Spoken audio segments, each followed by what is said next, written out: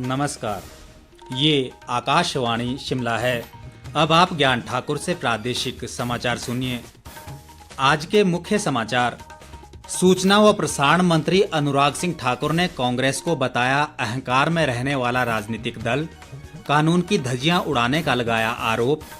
विधायक पद की सदस्यता से इस्तीफा मंजूर न होने पर 3 निर्दलीय विधायकों ने विधानसभा सचिवालयों में दिया धरना। प्रदेश के दोनों प्रमुख दलों भाजपा व कांग्रेस ने लोकसभा चुनाव और विधानसभा उपचुनाव में अपनी अपनी जीत का किया दावा। और पश्चिमी विक्षोभ के चलते प्रदेश के ऊंचाई वाले क्षेत्रों में बर्फबारी व मैदानी इलाकों में बारिश, अधिक ऊंचाई वाले क्षेत्रों में हिमस्खलन का खतरा बढ़ा। अब समाचार विस्तार से। सूचना और प्रसारण मंत्री अनुराग सिंह ठाकुर ने कहा है कि कांग्रेस अहंकार में रहने वाला राजनीतिक दल है। अपने जम्मू कश्मीर प्रवास के दौरान आज कटरा में एक चुनावी कार्यक्रम में जनसभा को संबोधित करते हुए उन्होंने कहा कि सभी राजनीतिक दल इनकम टैक्स कानून का पालन करते हैं, जबकि कांग्रेस इस कानून की धज्जियां उड़ाती है।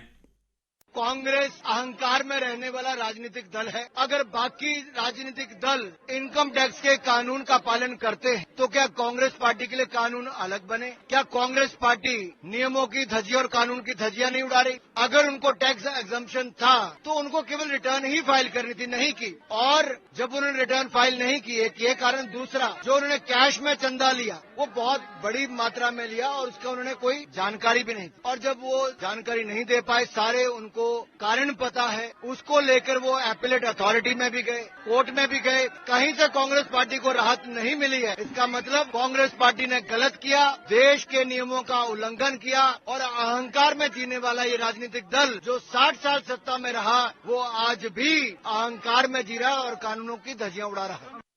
अनुराग ठाकुर ने कहा कि कांग्रेस के सांसद के पास 350 करोड़ से ज्यादा नकद राशि बरामद होती है और दिल्ली में केजरीवाल पर शराब घोटाले का आरोप लगाने वाली कांग्रेस अब उनके साथ खड़ी है। अनुराग ठाकुर ने कहा कि मोदी सरकार ने महिलाओं का सशक्तिकरण बढ़ाने के लिए वो सभी कदम उठाए हैं जिनकी एक दशक पहले कल्पना भी नहीं की जा सकती थी। अपने विधायक पद की सदस्यता से 22 मार्च को इस्तीफा देने वाले 3 निर्दलीय विधायक कृष्ण लाल ठाकुर, होशियार सिंह और आशीष शर्मा इस्तीफा स्वीकार न होने पर आज विधानसभा परिसर शिमला में धरने पर बैठ गए हैं। इन विधायकों का आरोप है कि विधानसभा सचिवालय राज्य सरकार के दबाव में काम कर रहा है और विधानसभा अध्यक्ष इस्तीफे को मंजूर नहीं कर रहे हैं। निर्दलीय विधायकों ने मांग की है कि जल्द से जल्द उनका इस्तीफा स्वीकार किया जाए, क्योंकि तीनों निर्दलीय विधायकों ने 22 मार्च को व्यक्तिगत तौर पर विधानसभा सचिवालय पहुंचकर इस्तीफा दिया था। ऐसे में जब बिना किसी दबाव के स्वेच्छा से इस्तीफा दिया गया है तो विधानसभा अध्यक्ष को इसे मंजूर कर लेना चाहिए। उन्होंने कहा कि अगर इस्तीफा शीघ्र मंजूर नहीं हुआ तो वे कोर्ट का दरवाजा भी खटखटाएंगे। गौरतलब है कि तीनों निर्दलीय विधायकों ने विधानसभा सचिवालय के साथ अपने इस्तीफे की एक प्रति राज्यपाल को भी दी है और इस्तीफा सौंपने के बाद व्यक्तिगत तौर पर विधानसभा अध्यक्ष कुलदीप सिंह पठानिया से भी मुलाकात कर इस्तीफा सौंपा था। इस्तीफा देने के बाद तीनों निर्दलीय विधायकों ने 23 मार्च को दिल्ली में भाजपा की सदस्यता ग्रहण कर ली थी। भारतीय जनता पार्टी ने लोकसभा चुनाव के लिए चुनाव घोषणा पत्र समिति का गठन किया है। पार्टी के अध्यक्ष जगत प्रकाश नड्डा ने आज यह घोषणा करते हुए कहा कि 27 सदस्यीय समिति के अध्यक्ष पार्टी के वरिष्ठ नेता और केंद्रीय मंत्री राजनाथ सिंह होंगे। वरिष्ठ भाजपा नेता निर्मला सीतारमण को समिति का संयोजक और पीयूष गोयल को सह संयोजक बनाया गया है। नेता प्रतिपक्ष जयराम ठाकुर ने कहा है कि प्रधानमंत्री नरेंद्र मोदी के तीसरी बार देश का प्रधानमंत्री बनने पर भारत दुनिया की तीसरी आर्थिक महाशक्ति होगा। शिमला से जारी एक बयान में उन्होंने कहा कि देश के लोग केवल नरेंद्र मोदी पर भरोसा करते हैं और मात्र 10 वर्षों में उनके कुशल नेतृत्व में भारत 5वीं सबसे बड़ी अर्थव्यवस्था बन गया है। जयराम ठाकुर ने कहा कि भाजपा के पास देश को आगे ले जाने का विजन और विकसित बनाने का लक्ष्य है, जबकि विपक्ष के गठबंधन के पास ना नेता है, ना नीति है और ना ही नीयत है। उन्होंने कहा कि केंद्र की मोदी सरकार की जनहितैषी योजनाओं के कारण देश में आम जनमानस के जीवन स्तर में ऐतिहासिक सुधार हुआ है। इस बीच प्रदेश भाजपा महामंत्री बिहारीलाल शर्मा ने कांग्रेस नेताओं पर मंडी संसदीय क्षेत्र से भाजपा प्रत्याशी कंगना रनौत पर लगातार बेतुकी टिप्पणियां करने का आरोप लगाया है। उन्होंने कहा कि महिलाओं का अपमान करना कांग्रेस पार्टी की पुरानी आदत है और इन टिप्पणियों का मंडी संसदीय क्षेत्र की 6 लाख से अधिक महिलाएं जवाब देंगी। प्रदेश भाजपा लोकसभा चुनाव प्रभारी श्रीकांत शर्मा ने कहा है कि भारतीय जनता पार्टी इस बार 400 पार और हिमाचल की 4 की 4 सीटें जीतने के नारे को पूरा करने के लिए प्रतिबद्ध है।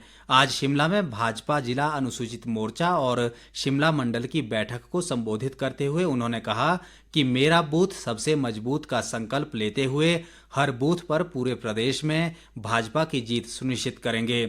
श्रीकांत शर्मा ने कहा कि 2004 से 2014 में कांग्रेस की यूपीए सरकार के कार्यकाल में 15 घोटाले हुए, जबकि केंद्र की मोदी सरकार ने देश के 80 करोड़ गरीबों को मुफ्त राशन देने का काम किया है।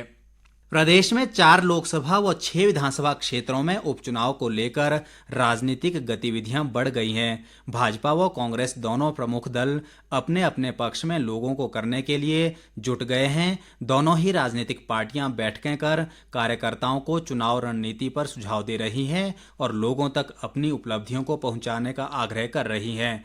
इस कड़ी में लोक निर्माण मंत्री व मंडी लोकसभा चुनाव क्षेत्र के कांग्रेस प्रभारी विक्रमादित्य सिंह ने आज शिमला में एक पत्रकार वार्ता के दौरान इस चुनाव क्षेत्र से भाजपा प्रत्याशी कंगना रनौत को घेरा। उन्होंने कहा कि प्रदेश में आपदा के समय कंगना रनौत गायब थीं, जबकि चुनाव में भाजपा द्वारा प्रत्याशी बनाने के बाद उन्हें मंडी की खूबियां दिख रही हैं। विक्रमादित्य सिंह ने कहा कि आपदा के समय भी मंडी की बेटी कंगना रनौत ने यहां के प्रभावितों की सुध नहीं ली, जबकि वर्तमान सांसद प्रतिभा सिंह ने मंडी संसदीय क्षेत्र में मुख्यमंत्री के साथ लोगों का दर्द बांटा और विकास कार्य किए।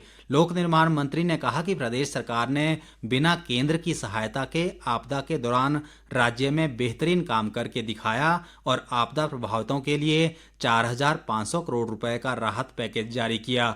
उन्होंने दावा किया कि कांग्रेस पूरी मजबूती के साथ लोकसभा चुनाव और सभी 6 उपचुनावों में चुनाव मैदान में उतरकर जीत दर्ज करेगी।